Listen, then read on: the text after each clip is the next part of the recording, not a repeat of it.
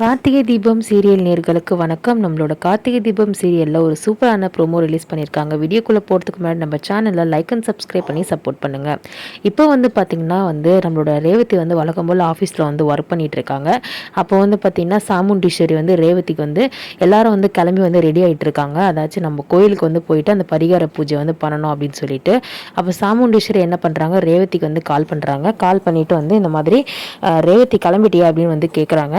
எங்கே கிளம்புறது அப்படின்னு சொல்லிட்டு ரேவதி கேட்குறாங்க. அப்போ சாமுண்டீஸ்வரி சொல்கிறாங்க, என்ன மறந்துட்டியா, என்ன திடீர்னு எங்கே கிளம்புறான்னு சொல்லிட்டு கேட்குற, நான் தான் சொன்னேனே இன்னைக்கு நீ சீக்கிரமாக பர்மிஷன் போட்டுட்டு வா, நம்ம பரிகார பூஜை பண்ணணும், அந்த மாலை தோஷத்தை கழிக்கணும்ல, அப்போ தானே உன் கல்யாணம் நல்லபடியாக நடக்கணும்னு சொல்லிட்டு நினச்சிட்டு இருக்க அப்படின்னு சொல்லுவாங்க. ஐயோ ஆமாம்மா நான் மறந்துட்டேன், சாரிம்மா, நான் இப்போ போயிட்டு சார் கிட்ட பர்மிஷன் கேட்டுட்டு நான் உடனே வரேன் அப்படின்னு சொல்கிறாங்க.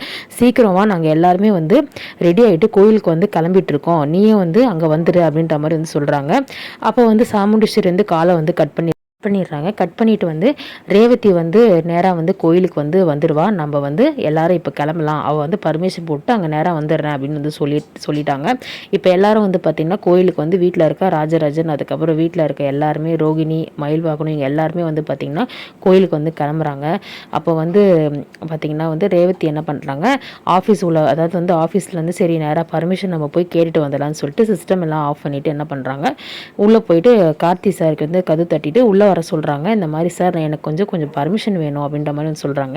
என்னங்க திடீர்னு பர்மிஷன் கேட்குறீங்க, என்ன ஆச்சு அப்படின்னு சொல்லிட்டு கார்த்தி கேட்குறாரு. இல்லை சார் நான் கோயிலுக்கு போகிறேன் அப்படின்னு சொல்கிறாங்க.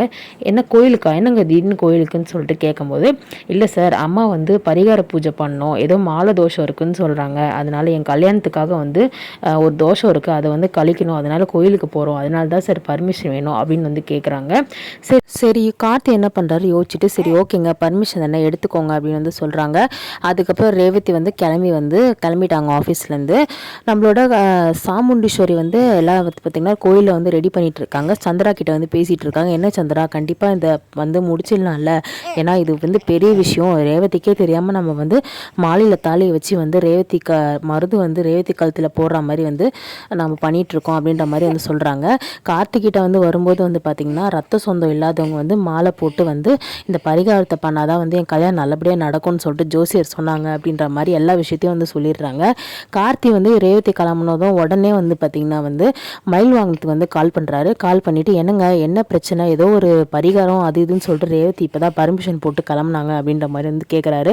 ஆமாப்பா இந்த அத்தையோட தொல்லை தான்ப்பா தாங்க முடியல, கல்யாணம் பண்ணுறேன் அதுக்கு எதனா கல்யாணத்துக்கு தடையாக இருக்குன்னு சொல்லிட்டு இந்த பரிகாரம்லாம் பண்ணிகிட்டு இருக்காங்க, என்ன பண்ணுறதுனே தெரியல, என்ன பண்ணுறது, அவங்க சொல்லி கேட்டு தானே ஆகணும், அதனால தான் நாங்களும் கோயிலில் வெயிட் பண்ணிகிட்ருக்கோம் அப்படின்னு சொல்லும்போது அவள் கார்த்தி சொல்கிறாரு, இல்லைங்க இதில் ஏதோ சதி இருக்க மாதிரி தெரியுது, எனக்கு என்னவோ தப்பாக படுது, திடீர்னு எதுக்காக இந்த மாதிரி ஒரு பூஜை பண்ணோம், அது மட்டும் இல்லாமல் ரத்தம் சொந்தம் இல்லாதவங்க யார், மருது மட்டும்தான், எனக்கு என்னவோ அத்தை ஏதோ கல்யாணம் பண்ண போகிறாங்களோ அப்படின்ற மாதிரி தெரியுது, என்னப்பா விளையாடுற, அது எப்படிப்பா நாங்களாம் இருக்கும்போது எப்படி கல்யாணம் பண்ணுவாங்க அப்படின்னு சொல்லும்போது, இல்லைங்க வேறு ஏதோ பிரச்சனை இருக்க மாதிரி தோணுது அப்படின்ற மாதிரி சொல்லியிருக்காங்க.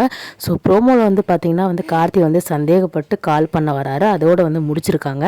ஸோ நெக்ஸ்ட் என்ன நடக்க போகுதுன்னு சொல்லிட்டு வெயிட் பண்ணி பார்க்கலாம். நம்ம ப்ரோமோ ரிவ்யூ பிடிச்சிருந்தா லைக் அண்ட் சப்ஸ்கிரைப் பண்ணி நம்ம சேனலுக்கு கண்டினியூஸாக ஆதரவு கொடுங்க. தேங்க்யூ.